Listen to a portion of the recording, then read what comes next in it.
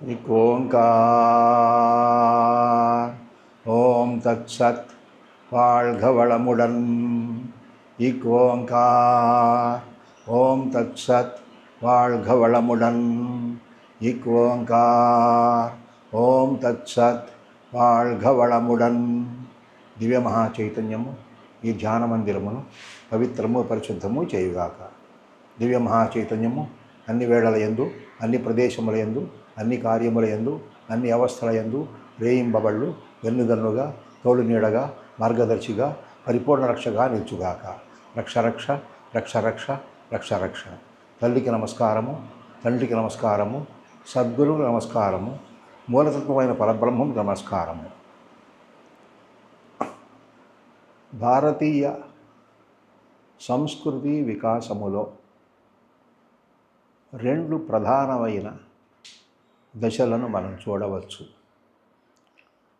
ఒకటి వ్యక్తమైనటువంటి ఈ రూప గుణ వస్తు ద్రవ్య భేదములతో కూడుకున్న ఈ ప్రపంచాన్ని అవగాహన చేసుకోవడం ఎంత ముఖ్యమో, అదేవిధంగా ఈ ప్రపంచమునకు మూలమును వెతికి పట్టుకోవడం కూడా అంతే ముఖ్యం. మనమందరం కూడా ఈ ప్రపంచంలో మునిగి తేలుతున్నాం. ఈ ప్రపంచం అని ఎందుకు అనవలసి వచ్చింది? దీనిలో సృష్టి, స్థితి, లయ, తిరోభవ, అనుగ్రహ అనే 5 కార్యాలు ఉంటాయి. ఈ 5 కార్యాలు కూడా ప్రకృతి ద్వారా జరుగుతూ ఉంటాయి. అందువల్ల దీన్ని ప్రపంచము అని పిలుస్తారు. ఈ ప్రపంచములోనే ఇంకొక ప్రధానమైన లక్షణం ఉంది. దీనిలో పుట్టుక, మరణము. కాబట్టి దీన్నే జాయతే గచ్చతే ఇది జగత్ అంటారు. ఈ ప్రపంచానికే జగత్తు అని పేరు కూడా ఉంది. ఇక్కడ సాధారణంగా జిజ్ఞాసులైన వాళ్ళు, ముముక్షులైన వాళ్ళు వేసుకునే ప్రశ్నలు 2 రకాలుగా ఉంటాయి. జిజ్ఞాసులైన వాళ్ళు కార్యకారణ సంబంధాన్ని, కర్తృత్వ సంబంధాన్ని ఆలోచన చేస్తారు. ముముక్షువు అనేటువంటి వాళ్ళు దాన్ని దాటినటువంటి పరిధిలోకి వెళ్ళిపోతారు. ఈ రెండిట్లోనూ కూడా భారతీయ సంస్కృతిలో విశేషమైనటువంటి పరిశ్రమ జరుగుతూ వచ్చింది. ఎందువల్ల అంటే స్థూలమైనటువంటి ఈ దేహము యొక్క సంస్పర్శతోనూ జ్ఞానముతోనూ కూడుకున్నటువంటి పాంచభౌతికమైనటువంటి ఈ జీవజాతులు కానీ, నిర్జీవ జాతులు కానీ, వీటితో సంబంధం ఎంత ముఖ్యమో, ఇంద్రియ సహితమైనటువంటి భావాలు ఎంత ముఖ్యమో, వీటికి అతీతంగా అంటే పాంచభౌతికము కానీ ఇంద్రియ అతీతమైనటువంటి స్థితుల గురించి తెలుసుకోవడం కూడా అంతే ముఖ్యం. ఆ కారణం చేత మానవ విజ్ఞానం మానవుని యొక్క జిజ్ఞాస 2 రకాలుగా ఉంటుంది. ఒకటి దృశ్యమానమైనటువంటి జగత్తు లేదా ప్రపంచాన్ని కార్యకారణ సంబంధంతో అర్థం చేసుకోవడం. రెండవది ఈ దృశ్యమానమైన జగత్తుకు వెనుక అవతల ఏముంది అనేటువంటి ఒక అధిభౌతికమైనటువంటి విషయాలను తెలుసుకోవడం. ఒక విధంగా చెప్పాలంటే మానవుడిగా తల ఎత్తినప్పటి నుంచి ఈరోజు వరకు కూడా ఈ 2 విషయాల్లో కూడా అనేక రకాలైనటువంటి పరిశ్రమలు జరుగుతూనే వచ్చాయి. అందరికీ కూడా సాధారణంగా అర్థం అవ్వాలి అంటే ఈ పరిశ్రమల యొక్క స్వరూపాన్ని 3 రకాలుగా చెప్పాలి. మొట్టమొదటిది భారతీయ సమాజంలో తీసుకున్నటువంటి శ్రద్ధ కర్మేంద్రియాలకు సంబంధించింది. కర్మేంద్రియాలు అంటే వాక్, పాణి, పాద, పాయు, ఉపస్థులు అని చెప్పడం జరుగుతుంది. కాబట్టి మనం మాట్లాడేటువంటి నోరు, అదేవిధంగా చేతులు, కాళ్ళు, జననేంద్రియాలు, పాయువు, ఈ 5 కూడా కర్మేంద్రియాలు అంటారు. ఇవి భూమికి దగ్గరగా ఉండేటువంటివి. రెండవది జ్ఞానేంద్రియాలు. ఈ జ్ఞానేంద్రియాలు అని చెప్పేసినప్పుడు కళ్ళు, చెవులు, ముక్కు, నాలుక, చర్మము, ఇవి అంతరిక్షమైనటువంటి శక్తులతో సంబంధం కలిగి పృథివ్యాపస్తేజో వాయురాకాశాలకు మూలమైనటువంటి శబ్దస్పర్శ రూపరసగంధాలను పిలువబడేటువంటి తన్మాత్రల జ్ఞానాన్ని గ్రహిస్తాయి. అందువల్ల వీటిని జ్ఞానేంద్రియాలు అని పిలుస్తారు. వీటికంటే పైన ఇంకొక స్థితి ఉంది. ఆ స్థితిని అంతరింద్రియాలు అంటారు. ఈ అంతరింద్రియాల్లో మనస్సు, బుద్ధి, చిత్తము, అహంకారము ఉన్నాయని చెప్తారు. కాబట్టి ఈ 3 రకాల స్థితుల్లోనూ కూడా మానవుడు పైన చెప్పిన 2 రకాల విధానాల్లోనూ కూడా, అంటే వ్యక్తమైన అవ్యక్తమైన, ఇంద్రియ సహితమైన ఇంద్రియాతీతమైన, పాంచభౌతికమైన అధిభౌతికమైన విషయాలలో ఎలాగ ముందుకు వెళ్ళాలి అనే దానికి ప్రయత్నం చేస్తూ వచ్చాడు. ఈ రకమైనటువంటి ప్రయత్నంలో 2 పద్ధతులు ఉన్నాయి. మొట్టమొదటి పద్ధతి సిద్ధాంతం. రెండవ పద్ధతి ఏది అని చెప్పేసి అంటే ఆ సిద్ధాంతం ఆధారంగా ఏర్పడినటువంటి ఆచరణ. ఈ 2 కూడా ముఖ్యమే.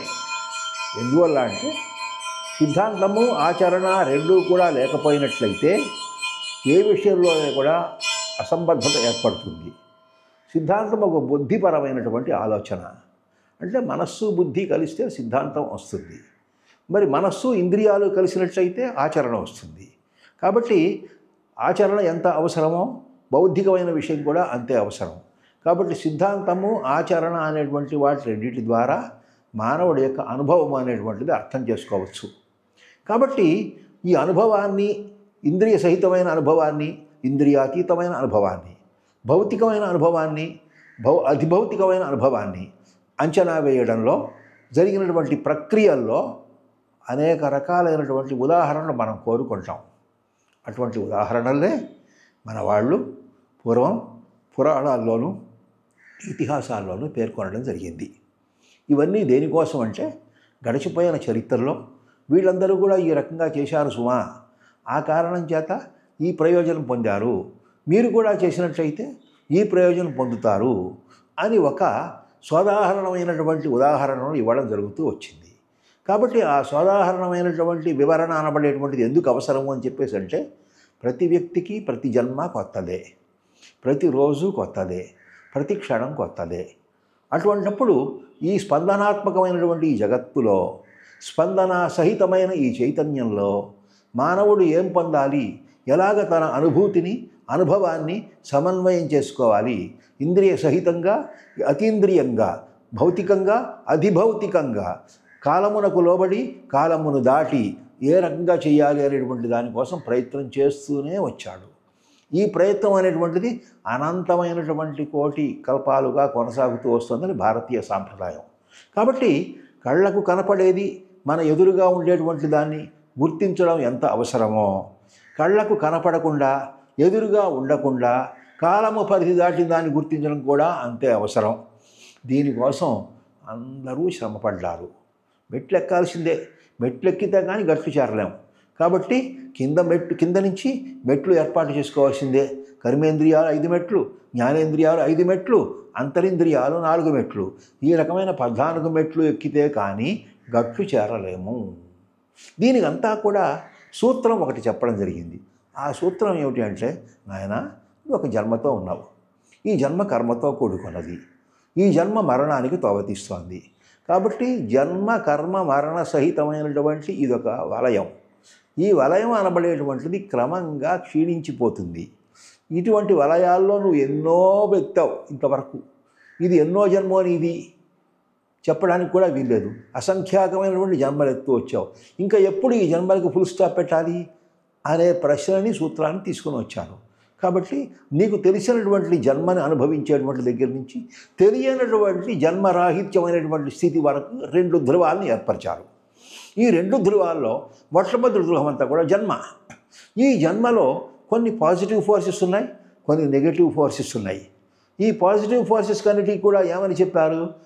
ధర్మార్థ కామ మోక్షములు అని చెప్పారు. మరి నెగిటివ్ ఫోర్సెస్ ఏం చెప్పారు? కామక్రోధలోభ మదమాశ్చర్యములు అని చెప్పారు. కాబట్టి ఈ పాజిటివ్ ఫోర్సెస్ని, నెగిటివ్ ఫోర్సెస్ని బ్యాలెన్స్ చేసుకుంటూ నువ్వు జీవించడం నేర్చుకున్న తర్వాత అప్పుడు నీ చైతన్యాన్ని దృశ్యం నుంచి, జగత్తు నుంచి, భూత భవిష్యత్ వర్తమాన కాలం నుంచి తప్పించి కాలమునకు అతీతంగా, ఇంద్రియములకు అతీతంగా, భూతములకు అతీతంగా ఉండేటువంటి అఖండ జ్ఞాన సంపన్నమైన ఆనంద భూమికలోకి తీసుకుని వెళ్ళాలి. ఈ రకమైనటువంటి ప్రజ్ఞ కోసం, ఈ రకమైన పరిస్థితి కోసం అనేక రకాలుగా ప్రయత్నం చేసుకుంటూ వచ్చారు. ఆ ప్రయత్నాల్లో వచ్చినవే మహాభారతము, రామాయణము, మహాభాగవతము అని చెప్పేసి చెప్పబడేవి. ఆపండి.